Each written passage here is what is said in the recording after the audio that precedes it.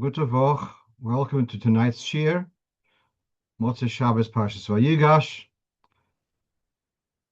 And as I was asked, actually by nephew, to start off with a story, so I'm going to start off with a story connected to the first question. First question, which is on our list for today, is about the Seder of saying Tehillim on Shabbos Mevorchim. So in Chabad, we have a minute to say the whole Tehillim Shabbos Mevorchim in the morning before davening. So someone once said to me, "It's your grandfather who made us say the whole Tehillim on Sunday, on Shabbos morning." So I pleaded innocent, and it turns out it's just a grandfather of another Raskin. So I'm going to tell you a bit of the story. But first, the story of Zeder Chaim Ben Zion, my Zeder's father. So the Rebbe, there's it's told that the Frierdiker Rebbe said about him that there's an Eid who gets up early morning, Vartog, and he says Tehillim with tears, so that his grandchildren should remain Shemrei Shabbos. And indeed, that request was fulfilled. All his children came out from Russia, from Soviet Russia, all Shemrei Shabbos. Actually, a cousin of mine, Kfar Chabad, has the actual Tehillim, which he used, which went back even a couple of generations earlier. So, but he's still innocent of the one who introduces Tehillim on Shabbos Mevorchim morning. Here you can see, this is from the Igros Kodesh of the previous Rebbe, and it's from Tafresh Tzadik Hey, 1935 approximately, perhaps earlier. And he writes, "I was very pleased to hear about the Tehillim, which has been said publicly every Shabbos Mevorchim, as was proposed to me by my dear friend, Yedid Nafshi, Yedid Oiz, the Chassid Reb Chaim David, the Shoichet, and that's Reb Chaim David Lane." So Reb Chaim David Lane would be the grandfather or great-grandfather of the brothers Lane, who was Michal of Shalom and Shalom Berke, and then you have Chaim David, Sol Zayin Gesund, and Benzi. Those four brothers, their father was, his name was Aaron Leib. He passed away very young. And this Chaim David was either his father or his grandfather, I'm not sure. So he was the one who recommended this idea of saying Tehillim on Shabbos and Mevorchim.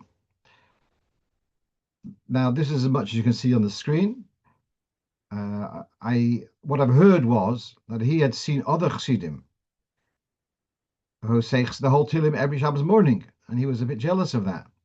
And so he recommended this idea that Chassidim, at least once a month, Chassidim Chabad should also say Tehillim. And the Frierdiker Rebbe accepted that request, and that's how it became standard. Just to explain a little bit more, I actually, just down the road from Beis Lubavitch, there's a Chernobyl Beis Medrash, which I go there every Shabbos morning after mikveh, and they say Tehillim. They say the whole Tehillim, but there it's very much each one does it on his own. There's no, it's not organized as such. You got people, so you got to say Tehillim.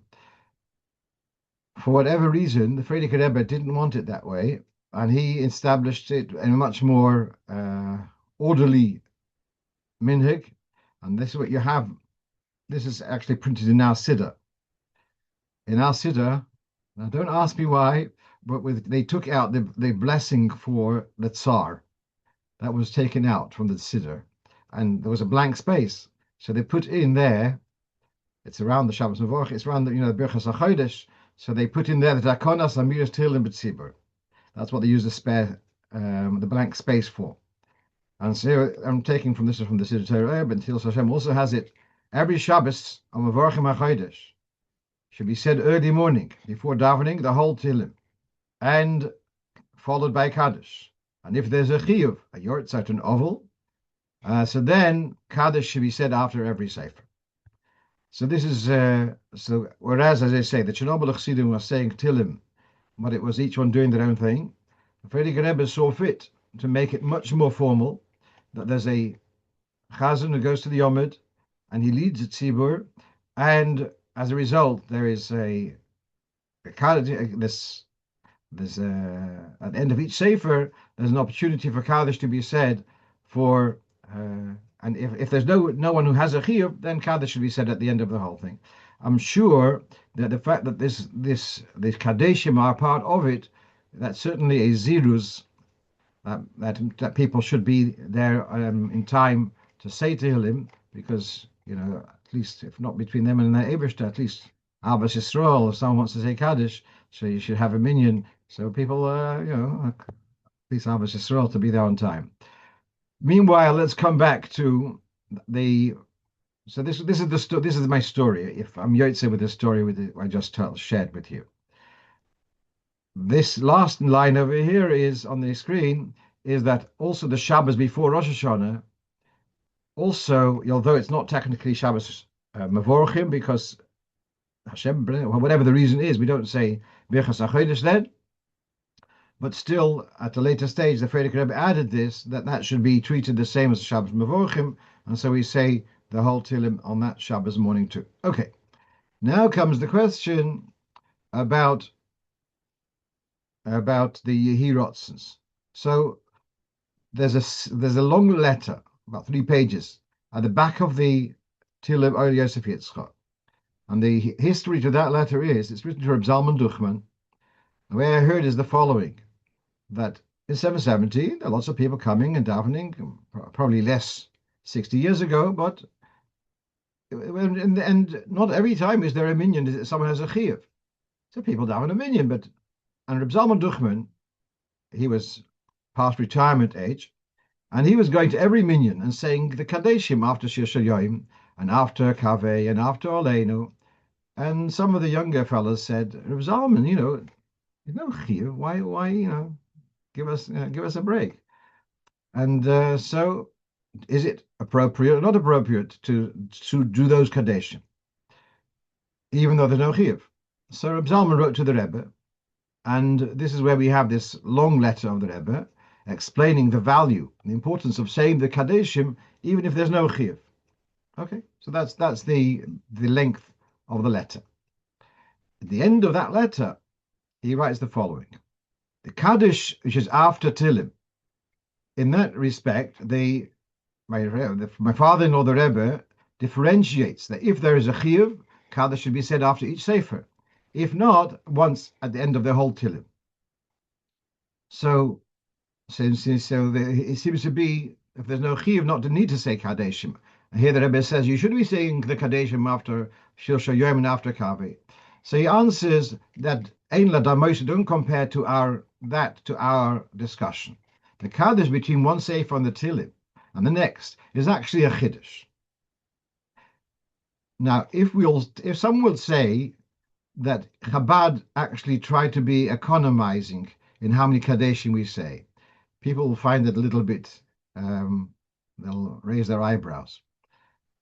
But actually, the Alter Rebbe, when he compiles the Siddur, he puts Borchi Nafshi and Adov Hashem Oiri together with Shir Shel Yoim, whereas in other communities, there's a separate Kaddish for Adov Hashem Oiri, a separate Kaddish for Shir Shel Yoim. And in Mincha, whereas in other communities, in Adov Hashem Oiri is said after Oleinu, and 2 Kadesh, one for Oleinu, one for Adov Hashem Oiri, the Alter Rebbe says, no, say it before Oleinu, because not to say unnecessary Kadeshim. So the Alter Rebbe is, like his policy to be conscientious about brochas, which are not warranted, is also conscientious of the unwarranted Kaddish. And therefore, we say, Shaloi laharbez b'Kadeshim. So there is a policy there not to make more Kadeshim than necessary.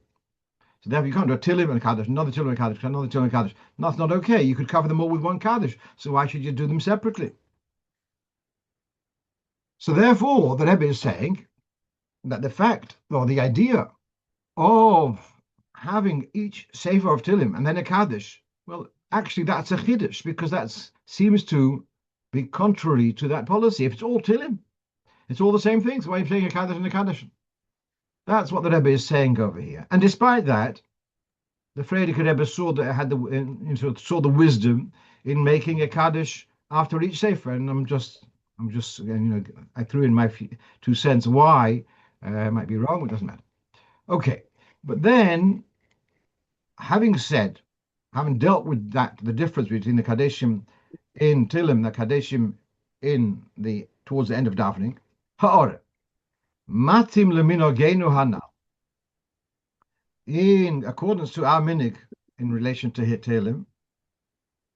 So again, the main focus of the letter is on the Kadeshim in davening, but now the Rebbe is brought up to Kadeshim in Tilim. So the Rebbe says, in the event that Kaddish is being said between each sefer, then before the Kaddish, the Yehirotzen should be said. There is a Yehirotzen at the back of the Tehillim. Now that was originally composed for, let's say, in a shul, they have a Chevra Tehillim, and they come together and they say Tehillim, and perhaps they say a whole sefer. Okay, so they're going to say a Yehirotzen when they're finished. The idea of saying the whole Tehillim in one stretch was not so common. And here the Rebbe is saying, but if you're going to say Kaddish, then break the sections in one from the other by saying by saying Yehirotzen after the Sefer. Al Kilponim, Yemerei Zehoime Kaddish. At least the one who's saying Kaddish should say the Yehirotzen after each Sefer. She'inyonoi, because then the Yehirotzen, is achieving Siyum Amidas Mizmoidim Elu. It's as if to say, okay, we finished a unit. That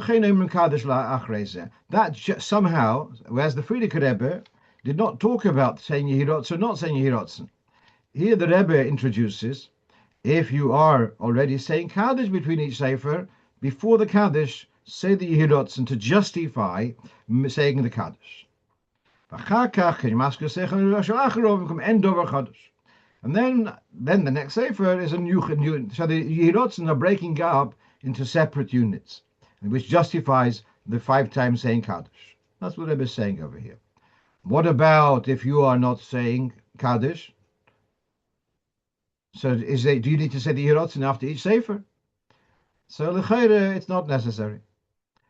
And we could have seen by the Rebbe. I mean, the Rebbe, when it came to Tilim, he didn't use the smaller Tilim. He used the Ya'aleh Tilim. But that also has a Yehirotzen on the back. And as the Rebbe had everything he said from inside.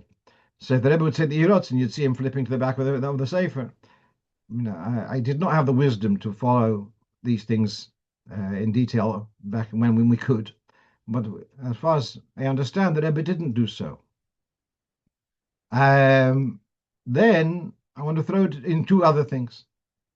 There is a famous idea, what b'Shem Baal Shem Tov, Mi Yemalel Gvures Hashem Yashmiya Kol Tehilosei. Now the Yemalel means to verbalize. Mi Yemalel Gvures Hashem, who will be able to verbalize the powers of Hashem, Yashmiya Kol Tehilosei. He will give over all Hashem's praises.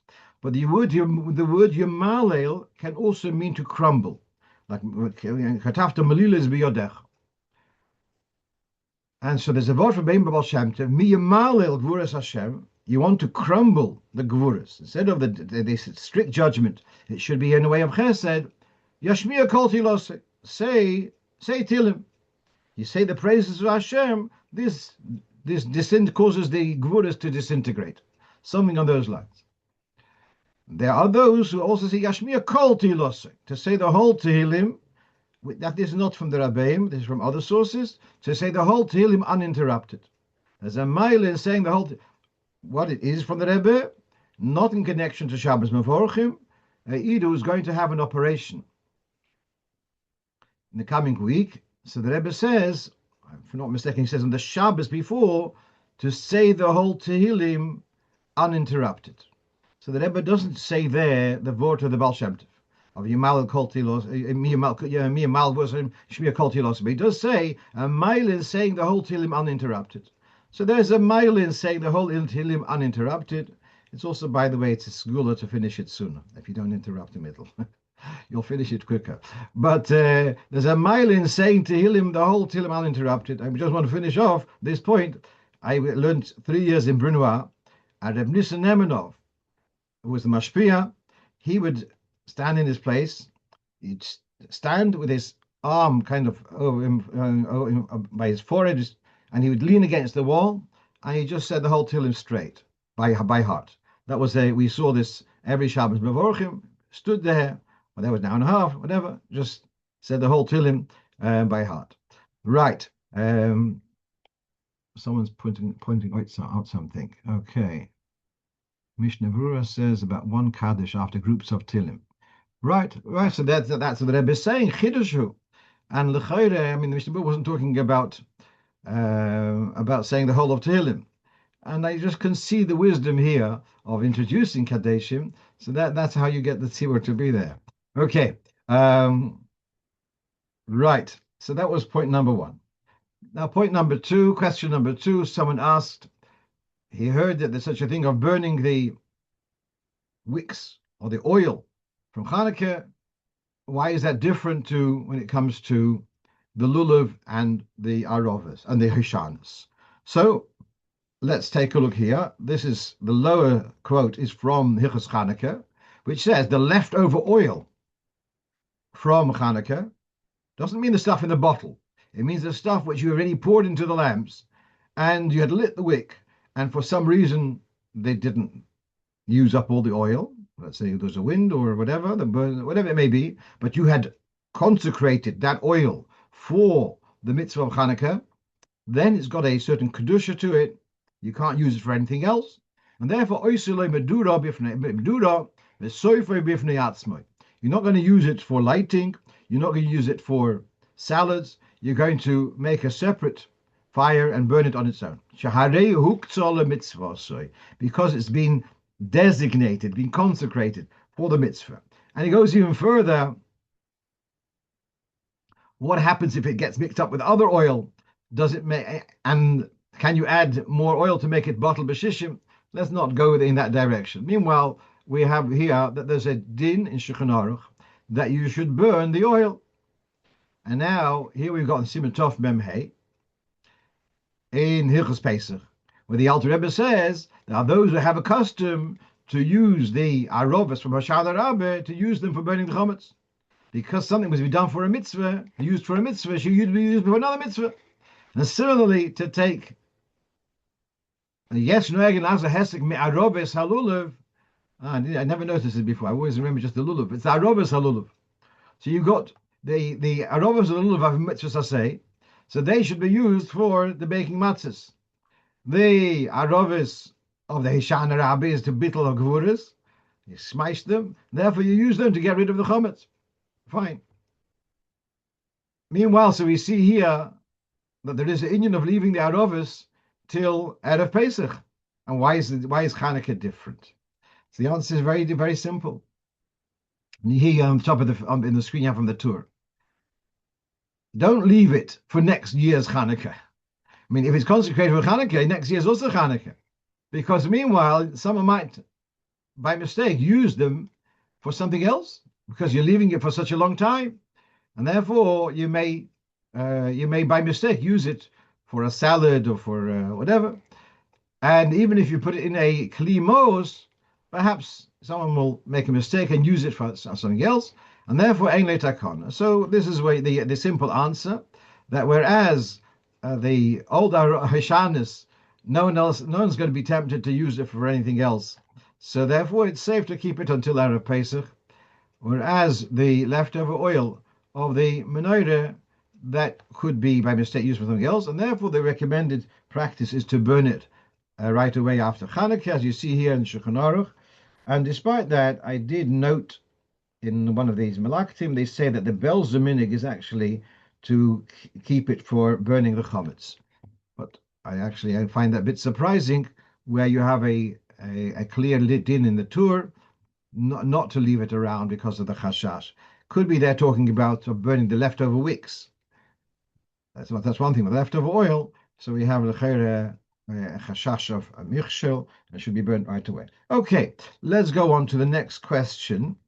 And the way that it was put to me was a menorah lighting at a sports arena where you have to remove or put out the menorah soon after the lighting. Does that present a problem re-saying the brachos? Now, I want to preface and say, generally, I don't like to answer if someone asks a question, what should the other person do?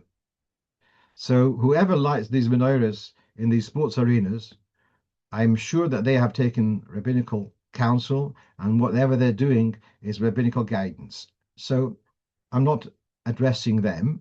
I'm just looking at the halacha, and I have no idea what they are actually doing. I, I know that there are such events, but exactly what happens to the menorah after it's lit in front of these 20,000 people, what exactly do the menorah, I don't know.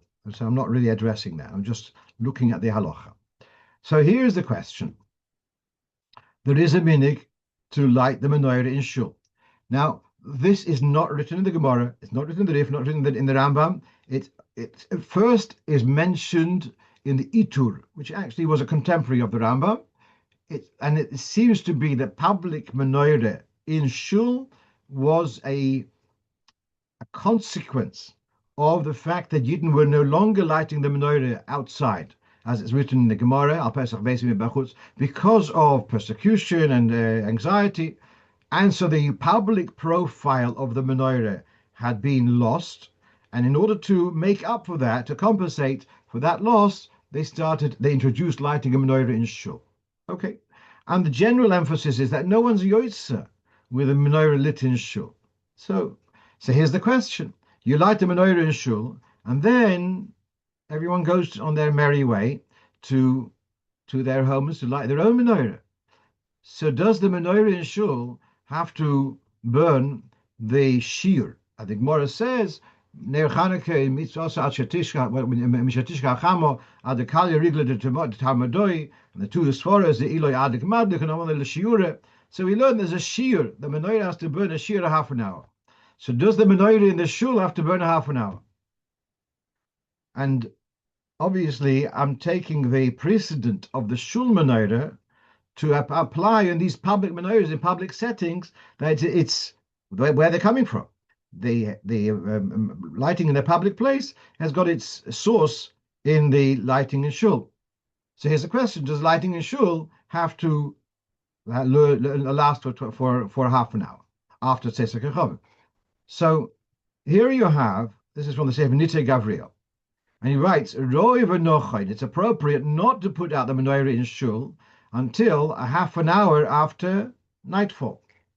There are those who are makel, who are lenient to extinguish the menorah in shul, even if it hasn't had a half an hour, because, he says, they are mashlim, they compensate for that by the fact that it's lit in the morning.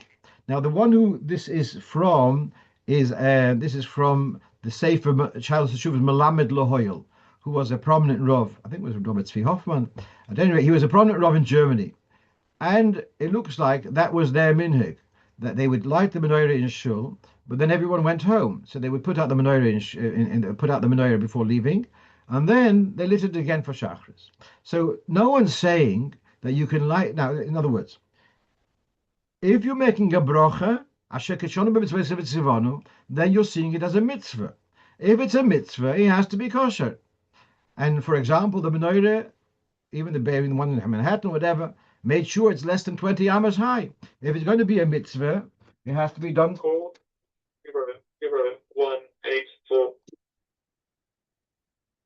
If it's a mitzvah, it has to be done properly. So therefore, you have to have half an hour. What you're saying over here is, okay, if you don't have a half an hour at night, then you'll have a half an hour. You'll make up because you're going to light it in the morning for Hallel, etc. So, but no one says you can just light it for 5 minutes and then put it out. There doesn't seem to be any basis for that. Then, well, we know that the Rebbe in the later years encouraged that the menorah in shul, wherever it's not a safety hazard, it should be left burning for the whole misles for 24 hours. And once the Rebbe came out with that Torah, so then we started using yortzeit candles, and the menorah actually burns all the way through till the following day at mincha. Right, let's move on. For Shnai Mikra. So we have a Chabad minig. When it comes to Shnai Mikra, not only to go through the Seder, twice Mikra and once Targum, but also to review the Haftorah. And this was in the Hayoim Yoim this past week, and also in Aleph the Resh Chodesh Tammuz. Both of those are on the screen. And it says how the Rabbeim would be Mavis Seder Thursday night. They would do the first parasha, the first couple of parts. Then Friday afternoon again, and they would do the Haftorah. Shabbos morning, they would do again from Shvi. And then he says the following. When you have a Shabbos which has two Haftorahs, in other words, when you've got, let's say, a Shabbos Rosh Chodesh, so you've got the week's Sedra, Haftarah, but then it's over, it's kind of pushed away because of the Shabbos Rosh Chodesh or Bachar Chodesh. So what did they do? So then on Friday they would do the Haftarah of the Sedra, and on Shabbos morning they would do the Haftarah of Shabbos Rosh Chodesh or Bachar Chodesh in other words, Haftarah, which is actually going to be read in Shul. And so then the same thing is repeated in the Hayoim Yoim for Aleph of the Rosh Chodesh Tammuz. And it says, you read that when you do Mavis Sedra, and our meaning is to do Posuk, Targum, Posuk, Targum, unlike others who do a whole Parsha and then go back to the Targum. Okay. And then we do the Haftarah, and you may do two Haftarahs, if it's Shabbos Rosh Chodesh, or when you got two Sedras combined, so you got two Haftarahs, so you're going to do both. Okay, very good. So here's the question. Sometimes it's not only one extra Haftarah. On Shabbos, Rosh Chodesh Chanukah, there were four Haftarahs to contend with. It was Shabbos Miketz, then it's Shabbos Chanukah. It was also Shabbos Rosh Chodesh, and it was Shabbos Machar Chodesh. So here is the question, when you are doing this minhag of reviewing not only the Sedra, but all the Haftarah, and also you have to do the other two Haftarahs, which are of Shabbos Rosh Chodesh and of Machar Chodesh. No, in the year when the Hayom Yom was published, the Chodesh Teves had only one day, but the Tammuz had 2 days of Chodesh, and all of the Chodesh Tammuz in Shabbos, and based and Aleph Tammuz is Sunday in that year. The question is, since he's saying that you have to say both Haftarahs, now when it happens to be that Rosh Chodesh is Shabbos on Sunday, so we say Hashemayim Kisi for Shabbos Rosh Chodesh, and then we do the first and last posuk of Shabbos of Machar Chodesh, whatever, and yeah. So we say the first and last posuk. So why does the Hayom Yom not say that on Shabbos, when you Mavis Seder for Anash Rosh Chodesh Tammuz, you should say 3 Haftarahs. The one for whatever it was, Parshas Pinchas, whatever it be, whatever it was, and also the Haftarahs for Rosh Chodesh and for Machar Chodesh. So this is something which is Rabbi Ginsburg has raised that question in the Haiskashrus, and yours truly has written in the Siddur, in the Ha'oros, the following. There's two. Why were you going through the Haftarah? There's one simple reason. In case you're called up to the Torah, you should be able to. If you're called up from after, you should know what you're talking about. Yeah, it's useful. By the way, there's an excellent sefer from Kahos, Book of Haftarahs, in English. Really beautiful. Often read it Friday night. Very geschmack with biurim from Chassidus in English, siches, mamorim. And also other simple meforshim. Sometimes you come to the Haftarah, you don't know what you're talking about. This tzav lotzov, kav lokov, what's it all talking about? Yeah, it's useful to go over the Haftarah, know what you're going to say. story with Rebbe Rashab. He once came to a town. The Rebbe spoke about it in Fabringen. He came to a town. They didn't know who he was, but they offered him to do him after. He says, "Hey, thank you very much. Yeah, I'll do it, but give me some time. I have to go." And he went to the next room and he spent some time. And then he came back. He did the Haftarah. So yeah, so this is one reason why you do Haftarah by Mavasedra is in case you're called up from after. You should know what you're talking about. Then there's another thing. So why are you doing the one of the Sedra? Why you're not going to be called up for this? The teretz is that the Chachamim saw the value of a certain repertoire of Novi that every Yid should be familiar with.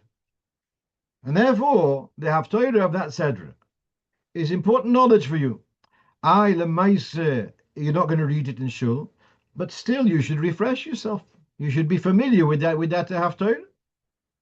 I understand that Miketz is the rarest Haftorah ever lain because it's most years it's coincide with Hanukkah. It's very rare that it doesn't coincide with Hanukkah. Okay, but you still go through the Haftorah to be familiar with that material. That is true. But what about Mocha Chedesh and Shabbos Chedesh, which are not going to be said? So in Shul you're going to learn Haftarah of Hanukkah. Mocha Chedesh is not going to be said in Shul.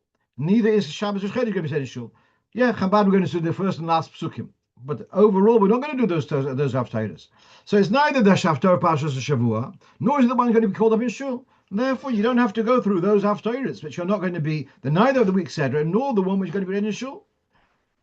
If you are, by the way, if you are a candidate for being called up to Mafta, yes, you should be familiar which two psukim and da. Yeah, you should familiarize yourself. It's a good idea to save yourself, from embarrassing moments. Okay, that's what I have to say about this. Let's move on then to our next question, and that's number. This is yeah. So in a shul somewhere, many hundreds of miles away from here, on Shabbos Rosh Chodesh Chanukah, yeah. So we take out 3 Sefer Torah, which I presume they did. But the Seder is that in Sefer Torah number 1, you call up 6 aliyahs. Sefer number 2, you call up, you read Rosh Chodesh, and Sefer number 3 is for Chanukah, which is Maftir. How do you 6 aliyahs? It says in the Chumash 7 aliyahs. So you go from Shishi, you don't stop by Shvi, you go all the way to the end. What happened? The Valkoyre forgot, and he stopped by Shvi, and the person who had the honor of Shishi said a bracha achroina. He said, and now Shvi is left.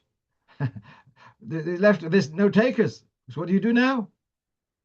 You ready? Because you have to have the 7th aliyah to be in Rosh Chodesh. So what did he do? He knew that I don't answer the telephone on Shabbos, and neither does he pick up the telephone on Shabbos. So what he did a Hishofa. And then he asked after Shabbos, did he do the right thing? And I answered, yes, he did the right thing. And let's go through a little bit more to explain. Yeah. Should you do a Hishofa is only a Lubavitcher Shaila. Because in other communities, you should do a Hishofa. What's the big deal to do a Hishofa? Everyone does. And most shuls, they make Hisofas. In Chabad, we don't do Hisofas. Why not? Why don't Chabad do Hisofas? It's also good for crowd maintenance, yeah? They shouldn't be schlepping the Kriyas HaTorah for too long. But that's not the reason. The Tzemach Tzedek has a tshuva, I think, in Siman Lamed Hey. The question is the following. Why does this gentleman who said brachas in the morning, he said Birchas HaTorah, now he goes up to the bimah and he's saying a bracha again? What's the occasion? Well, back in the day, whoever we called up, he would lane. So it's a privilege to stand in front of the tzibur and to lane from the Torah. Privilege. Oh, you make a bracha on that privilege. But you're standing there and perhaps you're saying quietly along with the Valkoire, what are you doing? Why are you making a bracha? For the privilege of standing and mumbling quietly along with the Valkoire? What privilege is that? So Tzemach Tzedek brings for a Sefer Masas Binyamin the following. Imagine a community where there's only one person who's literate. There's only one person can read from the Torah. All the rest, fine Jews, but they're not able to read from the Torah. So the halacha is the following. Now this one scholar, he's going to be Oil the Torah, Rishon, finish, bracha. Sheni, Yamoid, Sheni. He goes Rishon and bracha before and after. Shlishi, after. He has 7 aliyahs. Because he's the only one who can read. So he has 7 aliyahs. This is before the made, giving out to other people. You have to, the only one who can read, so he has 7 aliyahs. So imagine this scholar, he's had 7 aliyahs. He's, very nice, but I'd like to have a hosafer. I've had 7 aliyahs this morning. I'd like to give myself a hosafer, which is ridiculous. The whole thing of making 7 aliyahs for one person already seems to be a bit funny. They're going 7 an extra hosafer. On that basis, so the Tzemach Tzedek says, when I had an aliyah this morning, I had an aliyah because it's my birthday. So, as you know. So, I had an aliyah. Why do you make a bracha? Because the Balkoira is laning. And I am saying the bracha for the Balkoira.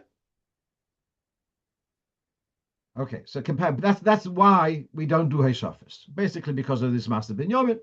And that's how it's written in Sefer Minhagim. We don't do Heshafis. So now, here's a different scenario. It wasn't Shabbos Rosh Chodesh Chanukah. It was Rosh Chodesh Tevis. Every year Rosh Chodesh Tevis, and weekday we take out 2 Sefer Torah, and normally on a Rosh Chodesh we do the following. The first part of the Kriyas HaTorah is divided into 3, and the Rosh Chodesh is for number 4. But when it's Chanukah, so then number 4 is going to be in the second Sefer Torah. So we divide the first Kriya, we divide into 3 rather than into 4. Now what happened if in this shul they called up on Rosh Chodesh Tevis, they called up 3 aliyahs till of Rosh Chodesh, like every other Rosh Chodesh. And now Rosh Chodesh is left unmanned. What are you going to do now? It's a very similar question. So here the Mefarshim say, Melachtim, the Sefer, I think, Tzur Yaakov, he says, you know what? Although generally there's a rule, the Mishnah says you can do Hishofis on Shabbos. Mishnah says you can do on Yom Tov also, but even Ashkenaz don't do Hishofis on Yom Tov as far as I know. But Rosh Chodesh and the weekday, you cannot do Hishofis. This is the Mishnah Megillah. And he says, but you cannot leave the Rosh Chodesh without a bracha before and after. And you can't lane. You can't do a Kriyas HaTorah without brachas. Don't work. So therefore, they say, we're going to be doiche, we're going to override the Yein Mosifin, and we're going to call up for Rosh Chodesh a 4th gentleman, and the second Sefer Torah for Chanukah will be Chamish. It's not the only place. There's also, I looked for it, I couldn't find now. I've seen also about a case with a chosn, etc., of making a 4th aliyah even on a weekday. So it's not totally unheard of to have an extra aliyah. So just like there, to leave the Rosh Chodesh without an oile is not on, so you have to give an aliyah to someone. So you call up extra one, despite the Ein Mosifin. How much more so on a regular Shabbos, where Minhadin you are allowed to make a Shabbos. So you'll make a Hishofar, and that's where he did the right thing, to call up a 7th person, and the 8th person was Rosh Chodesh, and then the 9th person had Mafti. Okay, fine. I don't want to support this and say the following. And you start saying, Brachal Batola in Chabad are very conscientious. The Alter Rebbe says the following. If you are middle of putting on tefillin and you hear Kaddish, between Shal Yad and Shal Rosh, do you interrupt to say Amen Yeshver Rabbo? And if you do say Amen Yeshver Rabbo, you're going to have to say a second bracha on the Shal Rosh. So in Shulchan Aruch, the Alter Rebbe says he shouldn't interrupt. And the Siddur says he should interrupt. Why? In Shulchan Aruch is going to Nusach Ashkenaz, where you normally you make one bracha on the Shel Yad, and then on Mitzvah Tefillin on the Shel Rosh. If you interrupt, you're going to have to say 2 brachas on the Shel Rosh. So in order to avoid having to make an unnecessary bracha, so the Shulchan Aruch, the Alter Rebbe says, don't answer on Mishmerabo, avoid saying an extra a bracha, causing an unnecessary bracha. But in the Siddur, where he says, don't make a bracha al mitzvahs tefillin on the Shel Rosh, he says, as far as it comes to now with Omesh Mirabo, answer Omesh Mirabo. You're going to cause an extra bracha, but there are fine Jews out there who make that bracha every day. Nish gevaarlijk. I don't know how you say nish gevaarlijk in English, but nish gevaarlijk that it'll come. That you'll answer Omesh Mirabo and you'll say Al Mitzvah Tefillin on the Shel Rosh. So what? Fine. That's okay. So I'm just seeing here that although we can, a kind of a policy, although generally we would say don't say an extra bracha, don't call up an Hishafis, but when you are in a predicament, you can rely on there's plenty of fine Yidden out there who are doing this, and they're also going to get Gan Eden. Don't worry. So Nishgefalach. Okay. No one's writing in how you say Nishgefalach in English, but fine, Nishgefalach. Let's move on. Right. So now I want to go on to a topic which may be more relevant for Tu B'Shvat, but probably not. Okay, so this is about saying a bracha, eating a fruit, let's say one raisin. Now, on one grape. So here you are entering into a question. There's a story in the Yerushalmi that Reb Yochanan, someone sees Reb Yochanan, he took one olive and he ate the olive, made a bracha, ate the olive, and then he said a bracha achrona. So the onlooker said, why do you make a bracha achrona on a single olive? So he said, Reb Yochanan says, it's a barrier. It's a full creation. I'm not sure what the right word is for barrier. So that's the Yerushalmi, the story in the Gemara in Yerushalmi. And then there's a dilemma whether that is also followed by the Bavli. Whether this idea that when you have a single grape or a single olive or a single grain of a pomegranate or a single segment of a tangerine and so on, if you have a single, each one of that is in a pomegranate, you've got proverbially 600 odd units. If you have one of those units, it's a barrier. If you have one of those, so then you're going to get into a dilemma. Do you say a bracha achrona or not?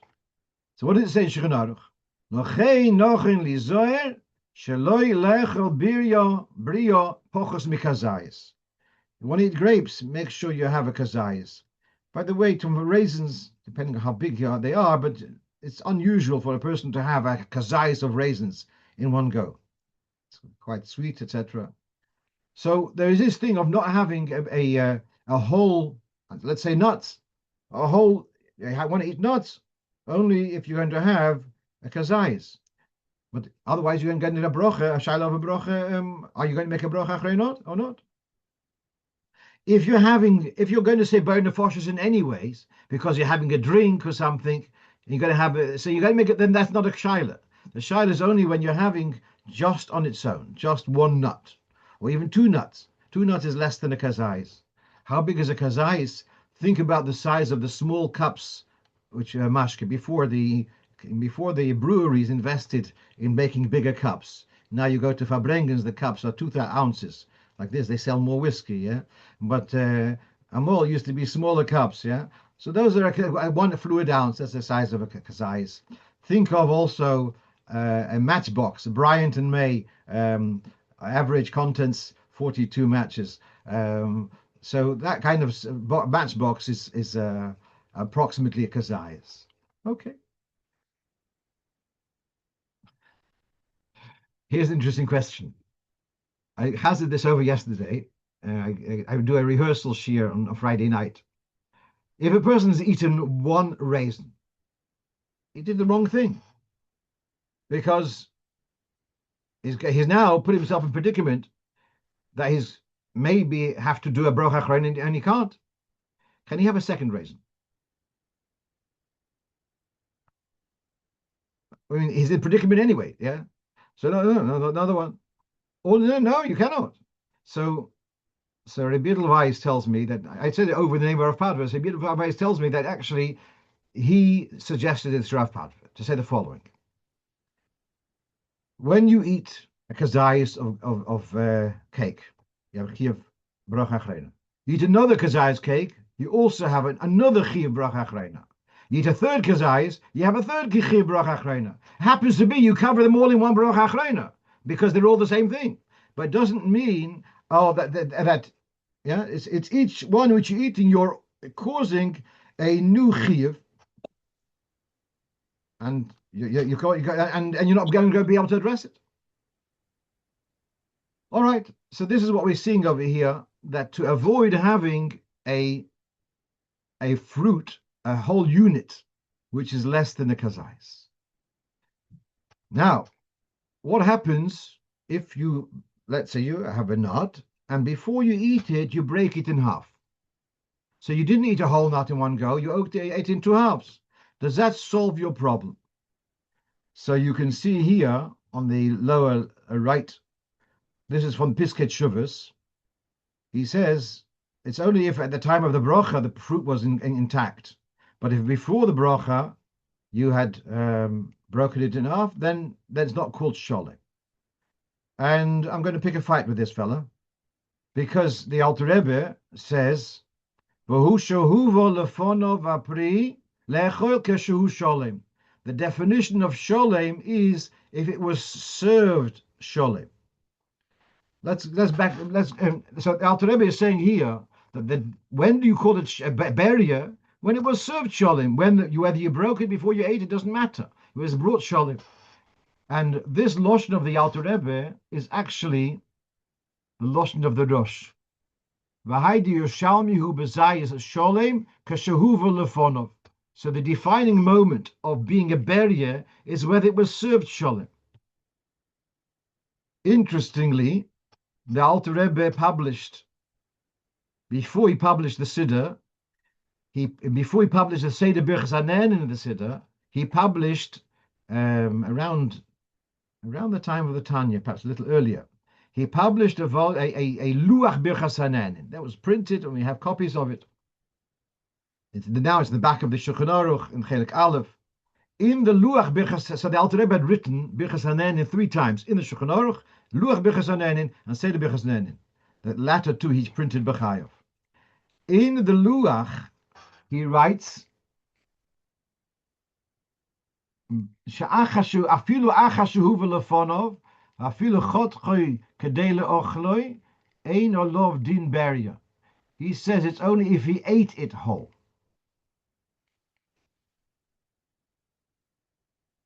So it looks like we got 3 positions here: the Luach and this other Sefer Pisket Shuvas, and the Alter Rebbe in the Siddur.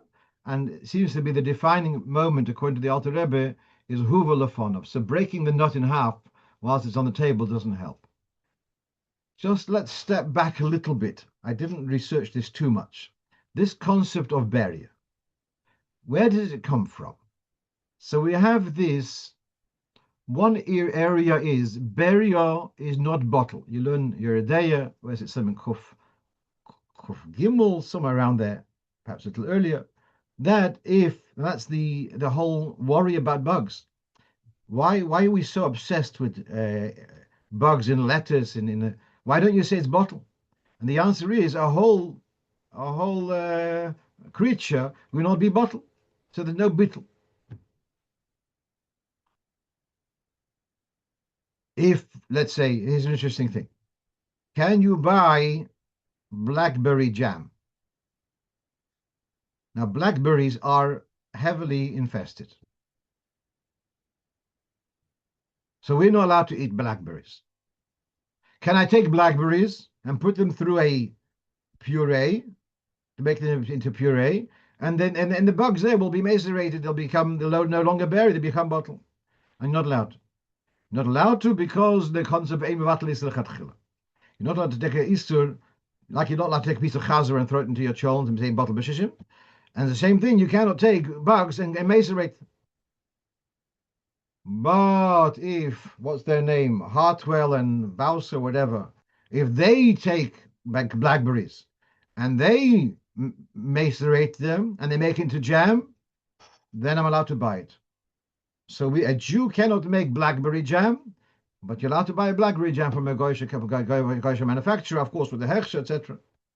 Okay, so that's one area where you have the concept of beria. Beria in a betela.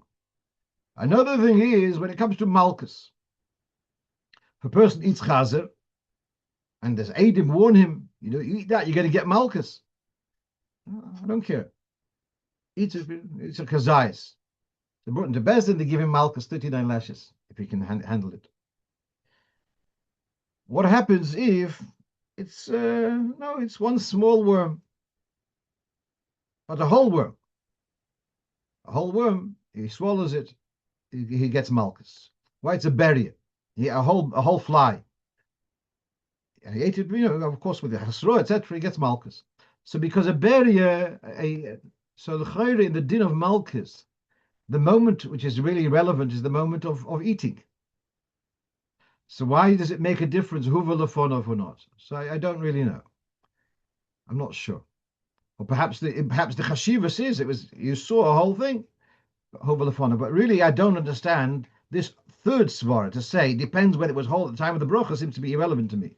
We're talking about brocha achrona. What does it matter whether it was sholem at the time of the brocha rishon? I don't really understand. Okay, there's room for more homework on this. Okay, let's move. Right. One more thing. Let's say you had 2 raisins, but you also had a kazayas of mezainis. No, and you're going to say in any case ala michya. So should you say ala michya val kalkolov ala eitz val priya eitz? So in case you have to make a bracha achrein on the raisins, you're covered. So I mentioned in passing that you can do that. So someone commented to me that it's not so poshut. So let's take a look. This is the end of Siman Reish Ches, which is missing the Alter Rebbe Shulchan, unfortunately.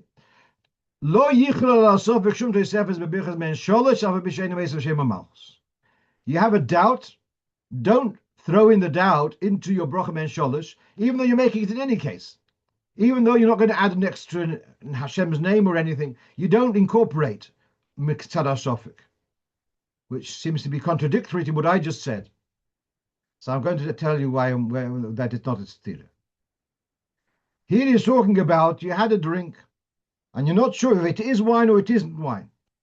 If it's wine, you have to make ala gefen, val gefen. But if it's not wine and you mention gefen, it doesn't belong here. So it's going to be a foreign thing which doesn't belong in the bracha.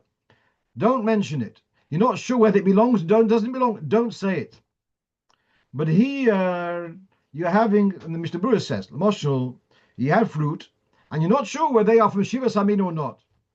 So he says, say Allah Peres. It's not a sheker. You had Peres. If it wasn't Shiva Samin, it's still a Peres. How much more so, let's say you had a bit of wine. And by the way, with wine, there's a svara that with a kazayas you have to make a bracha achreina. You didn't have you had more than a kazayas, you had less than a revius. So you have a sofik chiyuv. So there you do incorporate it. So again, here where the Shulchan Aruch says don't incorporate ala sofik from Trumas Hadesh, he says that's when it could be that it doesn't belong here at all. But when it's not going to be it's not going to be an intruder, it does belong here. It may not be called for, but it's not going to be. So when you had mezainis and you sell a paydas, it's not a sheker. You had paydas, you had 2 raisins, so then you should incorporate them. Okay, let's move on. Before we get to this very tasty bread and butter pudding, which I was educated to know what it is exactly. So before that, a frequent question. Someone asks, if bread was baked in a ben yoimoy meaty oven, can that bread be eaten with butter? So generally, I don't like this type of stuff. milk is here, meat is here, and mish nicht. But I had a shaila just while on Friday morning sitting in the Beis Hairah. A woman called up, her fleishik oven is broken, and she made a cheesecake in the milchika oven, and she wants to also bake some garlic to serve at the Shabbos table, which is a fleishik meal. Will the garlic become milchik to the degree that she can't serve it at the fleishik meal? So yeah, I'm just giving a bit of sympathy to the situation. It's not some hefkedis. Normally she would do it in the fleishik oven. She doesn't have a fleishik oven. I said it's okay. So here we're back to our question. She had this morning had baked a meatloaf, and now baked bread. Is that bread allowed to have with butter? Next thing's going to have hot cheese and pizza, whatever. So I wasn't keen, but I did look it up, and I saw that if it's bread, then the bread does not become fleishik, and that is because bread doesn't give off much vapor. If it had been something like a cake or something more juicy, then being in a ben yomer meaty oven, we would deal with it. We consider it fleishik, but uh, because it's a lean food which doesn't cause a lot of vapor, that's what the Sefer Pesokim at Shuvis, he writes that it is okay. So it's not a good idea. I wouldn't recommend it, but uh, I did have to admit that it is permitted if necessary. So now let's get to our bread and butter pudding. So I was brought up with Russian foods, hulu, a few Russian words here and there, but I never knew what bread and butter pudding is. So I had to go to Google and learn what's tutzachdo. And so it's a seder of taking the like slices of bread and pasting them with butter, and then you put them in a baking dish, and then you also take milk. First, you mix eggs and sugar, I think, and then you pour in milk, and then you drench the bread with the milk, which is sweetened with the sugar and egg, and then you put it in the oven for an hour. And so now you have this, and it looks like it's very good for those who are short on calories. It's very helpful if you need to boost your calorie intake. So now, what is the bracha on this? So the simple answer is it remains hamotzi. For bread to be reduced to mazonis, it's only if it's going to become mushy to the point that the water turns white, it's going to be a mushy, and then it becomes mazonis. But here the bread looks exactly the same. So it remains hamotzi. Just since it's much a Shabbos, and you ask for stories. So Yisrael Noach, who was in my times, he was 90, from the first Tamimim. He lived in the yeshiva in Brenoir together with his son Rabbi Yosef, who was about 70. You have to have mazonis for davening. So how do you get mazonis for davening? So Rabbi Yosef would take the French bread, the baguette, soak them overnight, and the next morning they had mazonis for davening. This is how these two single elderly men had mazonis for davening. Right. What else do we have here? That's the bracha. All right. About the next question. Okay, so this is where you have the halacha that if it's retained the tzuras hapas, it remains hamotzi. Okay, two more things. One is if a man wants to put on Rabbeinu Tam's just ad hoc. Here's the thing. Now it's 50 years since the Rebbe launched the union of Rabbeinu Tam's is shaykh to everyone who's. So the Rebbe made a condition: you have to have your own pair of tefillin, not to skip. And whenever people asked, it was something which was important by the Rebbe that you shouldn't have to skip a day. And you could ask why not? What's it? Meanwhile, you've gained. Meanwhile, today's put on film. In fact, another day he won't be able to. So I don't have a clear answer, but I've gone through this idea before.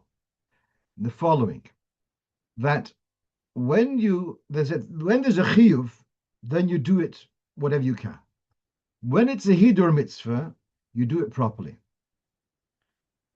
If not, daf finish. You're doing if you're doing it as a hidur mitzvah, go all the way. So a totally different example. Does a men's mikveh need to be made with kosher with make shamim? You don't have to go to mikveh. Going to a man going to mikveh is so als tfilas Ezra you yotze with mayim shuvim. But you're going to mikveh als teis star is as a hider mitzvah. So make to do a hider mitzvah go all the way. What's a hider mitzvah? You don't cut corners in a hider mitzvah. And In so, Obervilliers, in pardon? Obervilliers, Yeah, there was a mikveh for all the skanim. I know label Edelman. I don't remember all the other yeah. skanim. There was a bathtub. First a Good, bathtub. good to say that. What I can tell you is, besides Aubervilliers, there are hundreds of men's mikvahs around the world, Yeah, because we and could. and they have spent another few $1,000s on each one to make sure it has make shamim. So what the refugees in Aubervilliers didn't manage to do 50 years ago, good. I'm sure in Yeah, Aubervilliers today there's a proper mikvah there. Okay, yeah, right, let me get right. Yeah. Okay. So one last thing I'm going to those who are at the Farbrengen today will hear Chazorah, but today's Hayom Yom. So the last question number 10 was a question mark, and it was waiting for what was going to be the question. So here's the question. In Hayom Yom for today, it says the shiur to be exempted from chibud hakever, from being kicked around in the grave, is that you spend 1/6 of the 24 hours saying oisis of Torah and Tehillim. So I asked two questions. Number one, where does this come from? This cheshbon.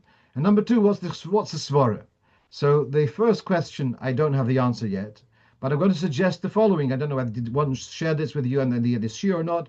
And the following: there's a ratio of 1 to 6, which is significant in halacha. You have the 1 to 6. For example, if wine is diluted with 6 parts of water to 1 part of wine, it's no longer Bayer Piagov.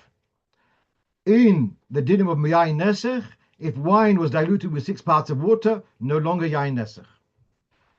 Then you have in the din of Kedei Achilas Pras, that if you have mezoinus, if you have flour, wheat flour, mixed in with other ingredients, so if it's 1 to 6, it's then it still has its dominance. It's a mezoinus. If it's 1 to 7, it loses its dominance. So I'm not being so consistent with 1 to 7, one against 5, or 1 against 6. But biyerech this year. So you have here another. Then you have the union of legabe oinoa. If you're overcharged or you're underpaid, they also have a ratio. If it's a shtus till a shtus is spelled there shin tof vov tof, up till a 6th michila. If it's more than a 6th, then it's bittul mekach, etc. I know bittul mekach, different levels. So you see here that up till, if it's less than 1/6, it's negligible. If it's a 6th or more, then it dominates. And that's why the whole thing becomes mezoinus, and the whole thing is yayin. And so now we have here a shiur of 1/6 of the day. So if 1/6 of the day is Oisus Torah, so then that dominates the whole day, is considered a day of Torah, of Oisus Torah. No, so now I went on to already going on so it says in the Rashi brings in Chumash that for 2 generations, and you have Ad Kan Rachmeho Aval Ben, for Ad Shloisha Doiris. For the 3rd generation is Rachmeho Aval Ben. 4th generation is not the same. So what's the difference? So I said the following: that your child, you've got 50% stake. Your grandchild, you've got 25%. You 1 against 3. Your great grandchild, you 1 against another 7. So you're a small player in there. So this was my theory, and then I was looking up about Beria last night. Then I saw a reference to the Sefer Nefesh Chaya, which this is going to finish. The Sefer Nefesh Chaya is written by Rebbe Reuven Magolis. Those who are worried about them over time, so I'm asking Mechila. and you're ready to, you want to go, you can go. It's okay. But if you're comfortable and you want to follow, so here the Sefer Nefesh Chai Bruvim Agos a Boki Nifla, and he writes the following, talking him here Simon Nun Gimel in Erechai, talking about Chazan the Meyuchas. If there's some, nasty history in the family, how many generations does that blemish remain? So he brings it lasts for 3 generations. After 3 generations, forget about it. And so then, and there you also see if the Torah is kept in 3 generations, etc. So then you have 3 generations becomes it's a strong unit. Okay. So then, when he mentions the Rachme Aval Ben, but then this doesn't connect with the union of Bittul B'Shishim, etc., which I'm using here, the Bittul B'Shesh. But then he brings here, in addition to up till 3 generations, there's also up till 10 generations. And he brings a couple of sources which says up till 10 generations, there's still a connection. I mentioned by the Farbrengen that it says in the Gemara that Rebbe Elazar ben Azariah was 10th generation from Ezra HaSofer, and he had a facial resemblance. And you have here, so he brings here from the Vilna Gaon, who was brilliant in maths. He says like this: first generation, you have 50%. Then second generation, you have a quarter. Third generation, you have an eighth. In fourth generation, you have 1 in 16. Fifth generation, you're 1 in 32. Sixth generation, you're 1 in 64. Seventh generation, you're 1 in 128. Eighth generation, you're 1 in 256. Ninth generation, you're 1 in 512. 10th generation, you are 1 in 1024. And there's a rule that although Beria is Eine Betela, so I'm connecting to the earlier part of the Shir, but there is a Yerushalmi in Trumas which says that a Beria is Botul Be'elef, which elsewhere they say that the Kresio place it, Revenus and Eibeshitz, so he said that you can be a little bit lenient with the bug stories if it's 1 in 1,000, because a Beria is Botul Be'elef. So you have here that the Vilna Gaon is using this idea of Bitul to also as far as generations. So this is a psashtikal smach. So the kitzer to this idea of bringing in the cheshbon hadoiris also legabe the significance of 1 in 8, etc., 1 in 6, and the ikher we should see bekorev ve hakitzu v'rananu sheikh neofo and ala tzadikim beroshom Rebbe beroshom. And we should go to Geula Amitis Vashlem, as it says in Meforshim, that there are, in many places, that there are Yechides Gula who come up to Trias Amesim sooner than the rest, Moshe V'Aaron Imohem, more in Yuma. And so we should see this Bekor of Mamish. Tonight is Motzei Shabbos, El Yom Vas HaGeula, should tell us the Besuras HaGeula, Ot Kot Moshiach, B'Meheiro, V'Yomeinu, Mamish. HaGutavach. Shkoyach. Shkoyach. Good. Good.